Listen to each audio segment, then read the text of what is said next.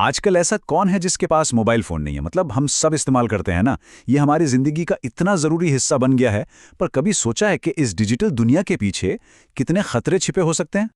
तो जाहिर है जवाब हाँ ही होगा। और अगर ऐसा है तो ये पूरी बातचीत सीधे तौर पर हमसे जुड़ी है। और देखिए, ये सिर्फ टेक्नोलॉजी की बात नहीं है, ये हमारी और हम सबकी रोजमर्रा की सुरक्षा का सवाल है। Digital arrest, OTP fraud, video scam, ये शब्द आजकल सुनने में बहुत आम हो गए हैं ना। पर ये सिर्फ खबरें नहीं हैं। ये वो असली खतरे हैं जिनका सामना आज कोई भी आम इंसान कर रहा है। कभी सुनते हैं किसी के पैसे चले गए, तो कभी किसी को डिजिटल अरेस्ट कर लिया गया। ये सब अब हमारे बहुत आसपास हो रहा है। तो ठीक है, चलिए इसको थोड़ा और गहराई से समझते हैं। सबसे पहले तो ये जानना जरूरी है कि ये जो हम शब्द सुनते हैं साइबर क्राइम, इसका आखिर मतलब क्या है। देखिए, साइबर क्राइम का मतलब कोई एक चीज नहीं है।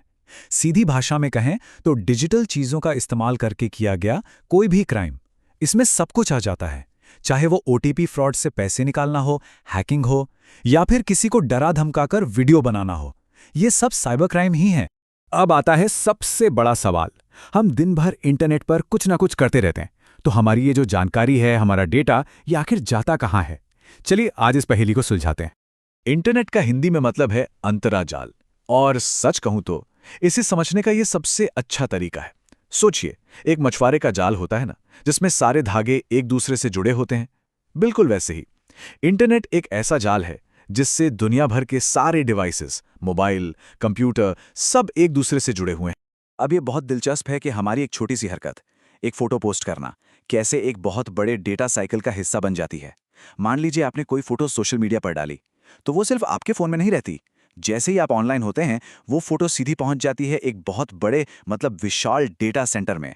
और वहां उस फोटो का एनालिसिस होता है, और हाँ, उसे बेचा भी जा सकता है। और इसमें एक बहुत ज़रूरी बात यह है कि ये जो बड़े बड़े प्लेटफॉर्म्स हैं, जैसे गूगल, फेसबुक, इंस्टाग्राम, यूट्यूब, इनमें से ज़्यादातर अमेरिकी कंपनियां हैं। तो जाहिर है इनके डेटा सेंटर्स भी अमेरिका में ही हैं। इसका सीधा सा मतलब ये हुआ कि हमारा डेटा हर रोज़ इंटरनेशनल बॉर्डर पार करता है।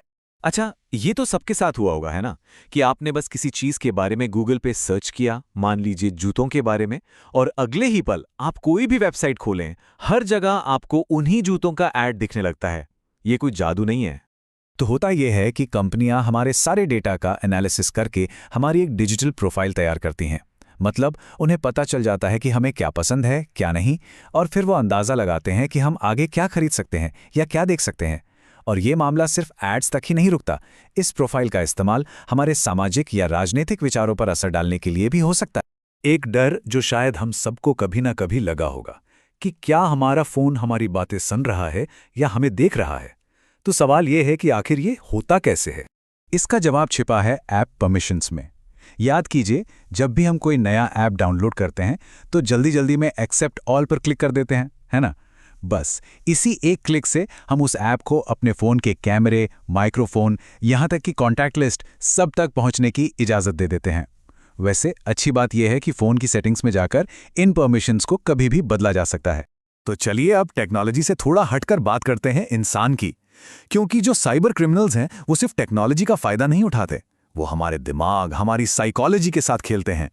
और ये बात बहुत हैरान करती है कि इन घोटालों में बड़े बड़े पढ़े लिखे लोग, यहाँ तक कि डॉक्टर्स, सीनियर ऑफिसर्स भी फंस जाते हैं। तो सवाल यही उठता है कि आखिर इतने समझदार लोग भी कैसे इनके जाल में आ जाते हैं। क्योंकि समझने वाली बात यह है कि ये अपराधी आपके डिवाइस को हैक करने से पहले आपके दिमाग को हैक करते हैं। उन्हें टेक्नोलॉजी तो आती ही है, पर साथ ही उन्हें ह्यूमन साइकोलॉजी की, यानी हमारा दिमाग कैसे काम करता है, इसकी भी बहुत गहरी समझ होती है। इनका सबसे बड़ा हथियार है पैनिक क्रिएट करना, एक झूठा संकट बनाना। वो आपको फ़ोन करेंगे और कहेंगे कि आपके किसी अपने का एक्सीडेंट हो गया है, या फिर आप पर कोई बहुत गंभीर क्रिमिनल केस लग गया है।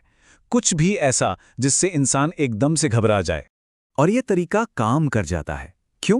क्योंकि देखिए, जब हमारा दिमाग शांत होता है तो हम लॉजिक से, तर्क से सोचते हैं, पर जैसे ही हम घबराते हैं, पैनिक में आते हैं, हमारा दिमाग एक तरह से ऑटो पायलट मोड में चला जाता है। सोचने समझने की ताकत खत्म हो जाती है, और फिर सामने वाला जो भी कहता है हम उस पर यकीन करने लगते हैं।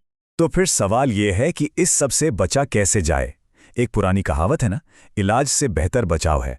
तो चलिए अब कुछ ऐसे ही ठोस उपायों पर बात करते हैं। ये नंबर देखिए जरा, 14 करोड़ रुपए।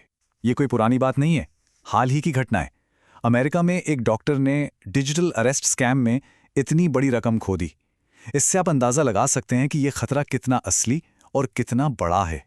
तो आखिर ये डिजिटल अरेस्ट है क्या भला? आपको साफ साफ बता दूं, ये एक कोरा झूठ है। दुनिया के किसी भी देश के कानून में डिजिटल अरेस्ट जैसी कोई चीज होती ही नहीं है। ये बस पढ़े लिखे लोगों को डराने और उनसे पैसे ऐंठने की एक चाल है और कुछ नहीं। तो खुद को बचाने के लिए कुछ बहुत ही आसान से नियम हैं, जिन्हें हम सबको अपनाना चाहिए। पहली बात, अपना वाईफाई कभी किसी अनजान इंसान के साथ शेयर न करें। दूसरी, जब इंटरनेट इस्तेमाल नहीं कर रहे तो डेटा बंद कर दें। और सबसे जरूरी, कोई भी अननोन वीडियो कॉल आए तो उसे सीधे अपने चेहरे के सामने रखकर बिल्कुल ना उठाएं। और आखिर में सबसे जरूरी बात, टेक्नोलॉजी अपनी जगह है, पर उससे भी ज्यादा जरूरी है हमारा दिमागी संतुलन। अगर हमारा मन मजबूत है, हम जागरूक हैं, तो हम किसी भी मुश्किल से लड़ सकते हैं, फिर चाहे वो खतरा डिजिटल हो या असल जिंदगी का। तो इस पूरी बातचीत का निचोड़ क्या है? बस इतना कि साइबर सिक्योरिटी की सबसे पहली और सबसे मजबूत दीवार कोई एंटीवायरस सॉफ्टवेयर नहीं, बल्कि हमारा अपना दिमाग है। बस इसे मजबूत रखिए, अलर्ट रहिए और सुरक्षित रहिए।